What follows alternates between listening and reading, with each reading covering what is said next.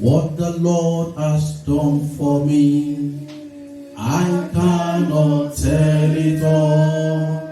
What the Lord has done for me, I cannot tell it all. What the Lord has done for me, I cannot tell it all. He saved me and washed me with His blood, so I can shout hallelujah. I can shout hallelujah. I can shout praise the Lord, so I can shout hallelujah. I can shout hallelujah. I can shout praise the Lord. Father, Lord, we thank you. You are a good God. You are a loving Father. You have been good unto us. We ascribe praise, honor, and glory unto you. All that you have done for us, we cannot tell it all. We praise you, Lord, in the name of Jesus. Amen. I pray, Lord, that we give power unto your word. Let it bring healing. Let it bring deliverance. Let it bring salvation. Let it bring transformation to every viewer and hearer in the mighty name of Jesus. And at the end, Lord, take all the glory. In Jesus' precious name we pray. Amen. I want to read from Psalm 121. I will lift up my eyes unto the hills, from whence cometh my help.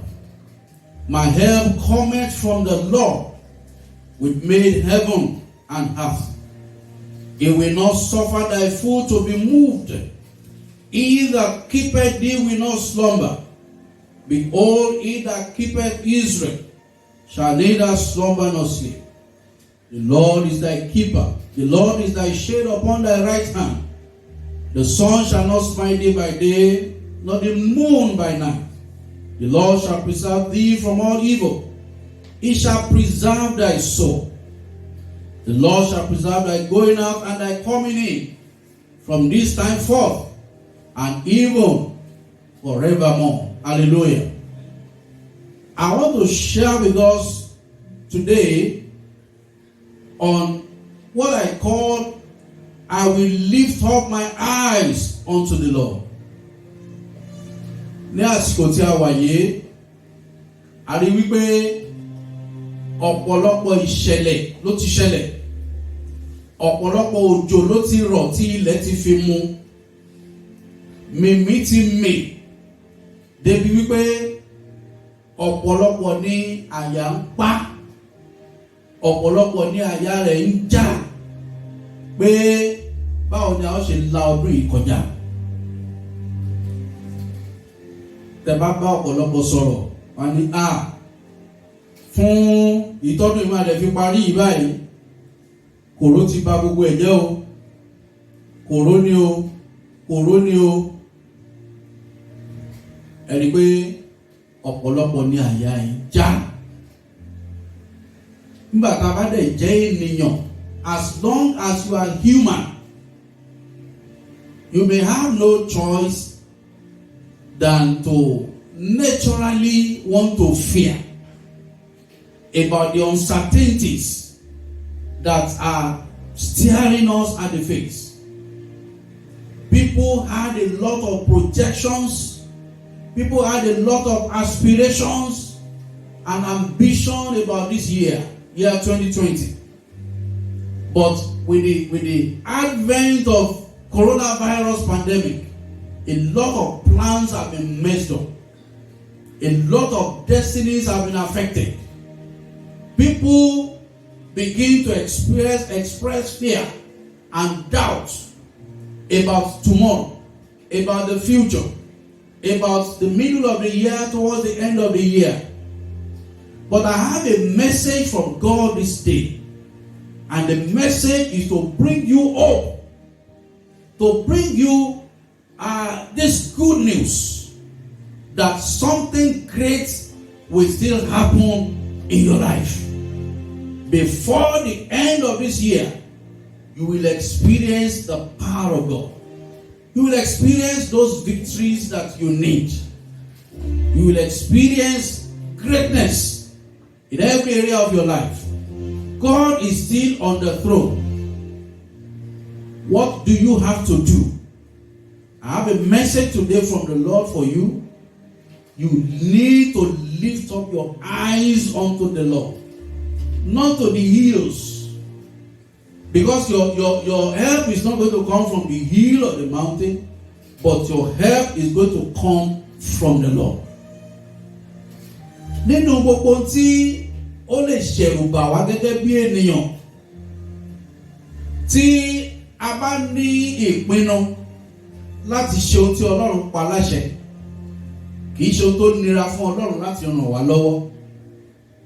Ìtàn kan sọ sí mi lọ́kàn.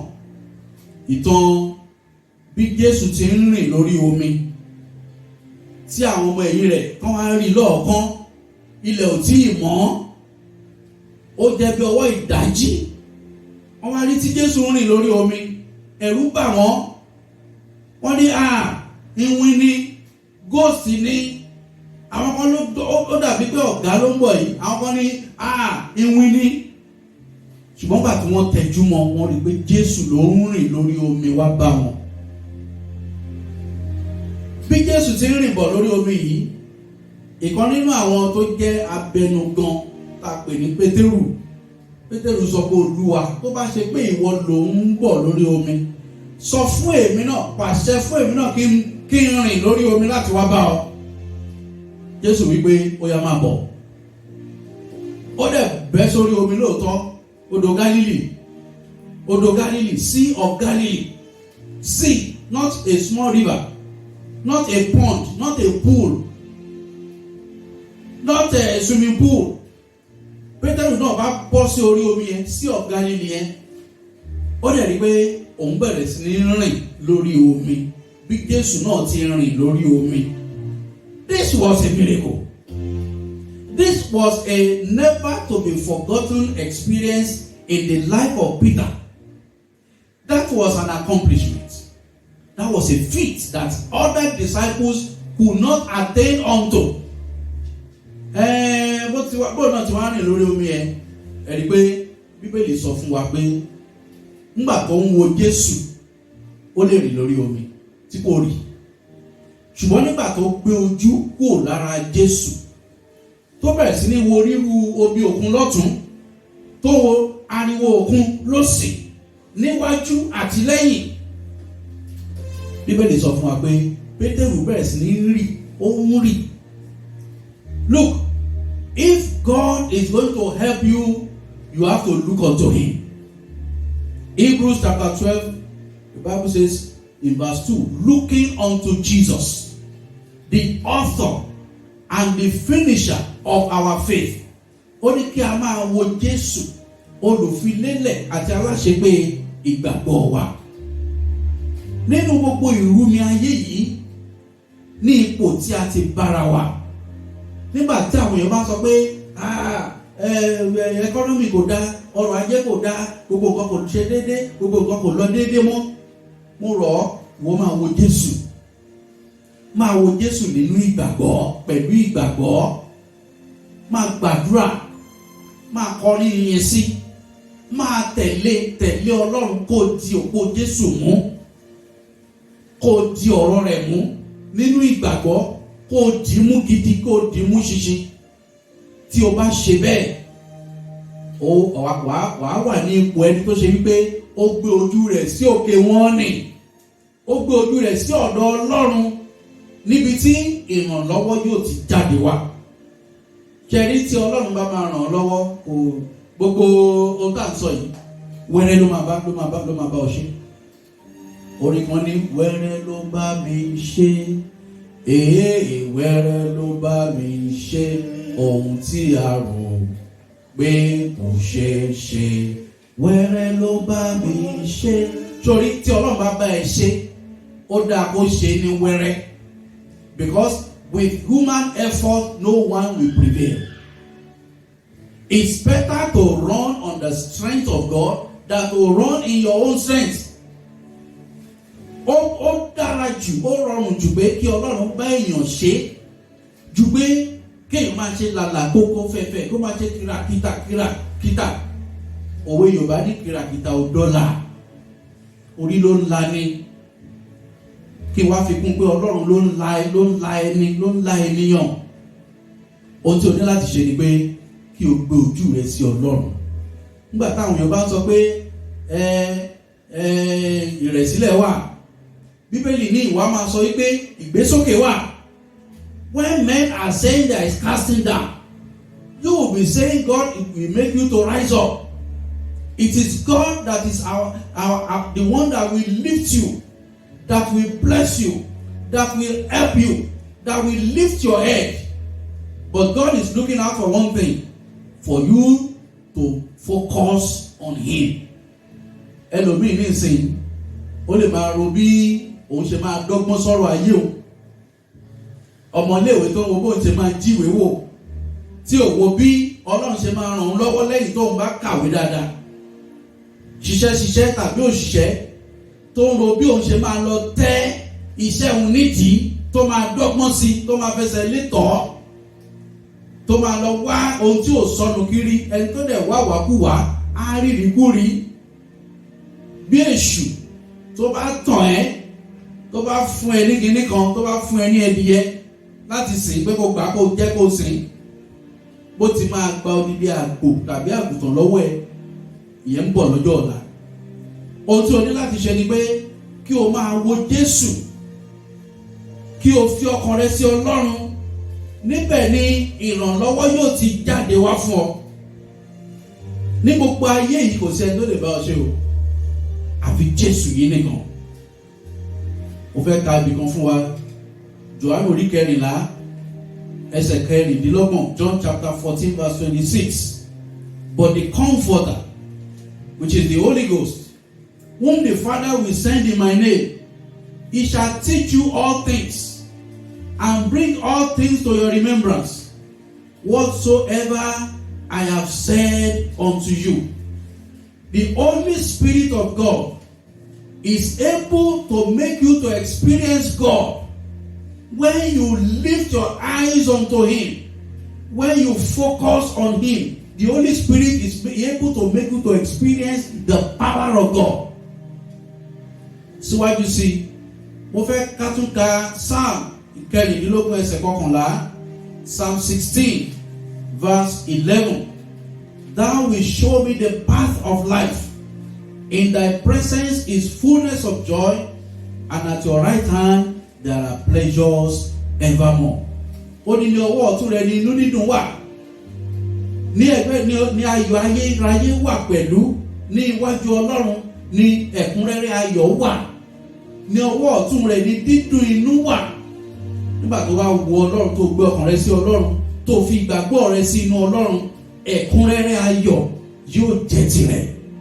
Nígbà tí o bá wo ojú Ọlọ́run, tí o tó focus lé, tó ń wò ó gẹ́gẹ́ bíi pé ẹni tí ó ràn ọ́ lọ́wọ́, láti inú rẹ̀ ní inú dídùn yóò ti wà. Ó gbàdúrà fún ọ lónìí, Olúwa yóò dùn ọ́ nínú. Ní àkótán, Psalm 34 verse 5. They looked unto Him and were lightened, and their faces were not ashamed. Ó ní wọ́n wò ó, ìmọ́lẹ̀ sì mọ́ wọn, ojú kò sì tì wọ́n. Tí o bá ń wò ó, Ọlọ́run yóò rán ìrànlọ́wọ́ sí ọ láti ibi tí o kò tiẹ̀ lérò, láti àríwá, láti gúúsù, láti ìwọ̀ oòrùn, láti ìlà oòrùn. Ọlọ́run yóò gbé àwọn èèyàn dìde, yóò gbé ìṣẹ̀lẹ̀ dìde, yóò gbé oríṣiríṣi nǹkan dìde láti ṣe ìrànlọ́wọ́ fún ọ. Ó ní ojú kò sì ní tì ọ́, ìmọ́lẹ̀ yóò sì mọ́ sí ọ̀nà rẹ̀. Ọ̀pọ̀lọpọ̀ ló rìn kiri ní òkùnkùn, tí wọn kò bá wo Ọlọ́run. Ẹni tí kò wo Ọlọ́run, tí kò gbé ìgbẹ́kẹ̀lé rẹ̀, ìgbàgbọ́ rẹ̀ sínú Ọlọ́run, inú òkùnkùn ló ti rìn.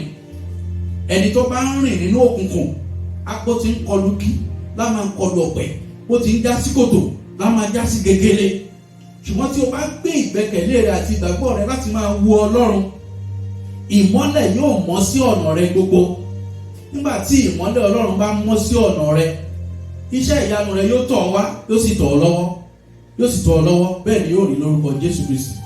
Ẹ jẹ́ ká gbàdúrà. Kọ́kọ́rọ́ àṣeyọrí eléyìí tó ti sọnù lọ́wọ́ rẹ, tó ti bọ́ sọnù lọ́wọ́ rẹ fún ìdí kan tàbí òmíràn, agbára Ọlọ́run kó bá ọ ṣàwárí rẹ̀ lónìí.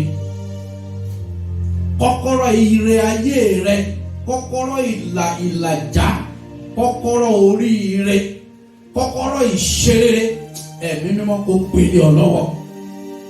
Ọlọ́run ló ní kọ́kọ́rọ́ eléyìí tó bá tì tí ò sẹ́ni tó lè ṣí, eléyìí tó bá tì kò sẹ́ni tó lè ṣí pẹ̀lú. Mo gbàdúrà kọ́kọ́rọ́ àṣeyọrí, ẹ̀mí mímọ́ kó gbélé ọ lọ́wọ́. Kọ́kọ́rọ́ ìtẹ̀síwájú, ẹ̀mí mímọ́ Ọlọ́run kó fi lé ọ lọ́wọ́.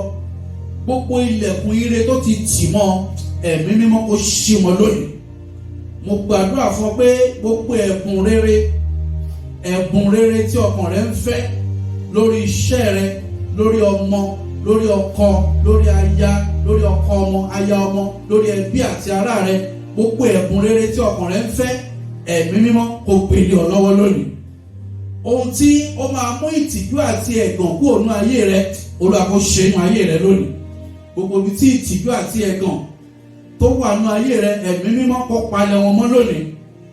Mo gbàdúrà fún ọ pé lónìí yìí ìmọ́lẹ̀ Ọlọ́run yóò mọ́lẹ̀ sínú ayé rẹ, ìmọ́lẹ̀ Ọlọ́run yóò mọ́lẹ̀ sí ọ̀nà rẹ gbogbo. Mo gbàdúrà fún ọ, ojú kò ní tì ọ́, ojú kò ní tì ọ́ lórí iṣẹ́ rẹ, ojú kò ní tì ọ́ lórí ẹbí rẹ, ojú kò ní tì ọ́ lórí ọ̀rọ̀ ayé rẹ, ojú kò ní tì ọ́. Mo gbàdúrà fún ọ pé inú dídùn àti ayọ̀ tí yóò kalẹ̀, Ọlọ́run kó ṣe nínú ayé rẹ. Ayọ̀ rẹ kó di púpọ̀, ayọ̀ rẹ kó jẹ́ àjẹmọ́nú, ayọ̀ rẹ kó bá ọ kalẹ̀. Bẹ́ẹ̀ ni yóò rí. Bákan náà mo gbàdúrà ní gbogbo ìhà, láti àríwá, láti gúúsù, láti ìwọ̀ oòrùn, láti ìlà oòrùn, Olúwa kó gbé ìrànwọ́ dìde fún ọ. Bẹ́ẹ̀ ni yóò rí lórúkọ Jésù Kristi Olúwa wa. Àmín. Remain blessed in Jesus' name.